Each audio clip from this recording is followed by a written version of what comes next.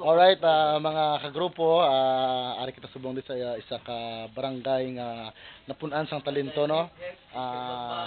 Nagsubong aton interviewon ang isa ka tawo nga he is very intelligent, very genius. Kaga pakilala ko sa inyo, ha? Ladies and gentlemen, Mr. Arnold Padilla. Alright, sir, good morning, sir. I'm okay, no problem, because Sir, good morning, sir. Please explain, sir, what your talent you have. it's a talent, very beautiful movements, and okay. And this morning to all of you, Merry Christmas and Happy New Year to all of you. I'm okay. I'm talent of Lakas Tama ng Red Horse, Islas Lumber, at saka mayroon pa roon. Hindi ko makaya, at saka tingnan natin kung saan patungo ang dating natin. Okay, At sir, kaya ko ito. Sir, marami nang subaybay sa iyo, no? Marami nang nagsubaybay sa iyo, at marami nang mga taong humahanga sa iyo. Ano bang masasabi mo sa sarili mo na ikaw ay nabilang na sa mga taong talento? Bibo ako sa MOR bangod ki nga nakita ko nila kag na civilize kag nag-improve ang akong kabuhi. English, sir, Kay English.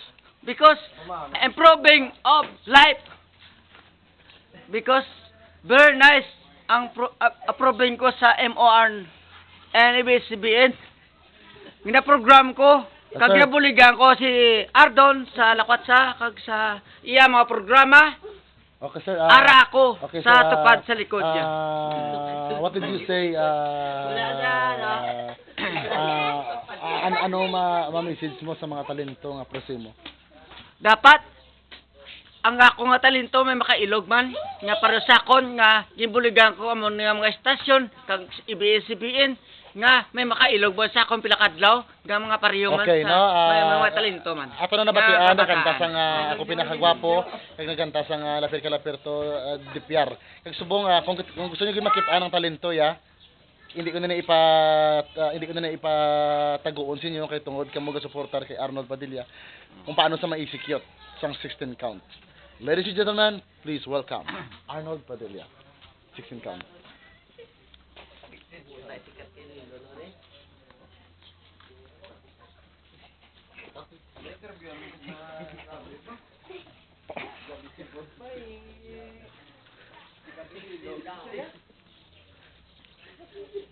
Dito na.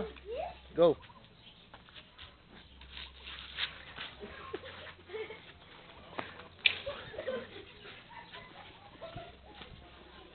Be.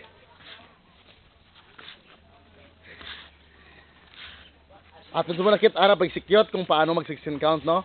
Amo nang talento nga tawo sa bilog nga Iloilo, no? Atong ginakitaan subong nga pagligid.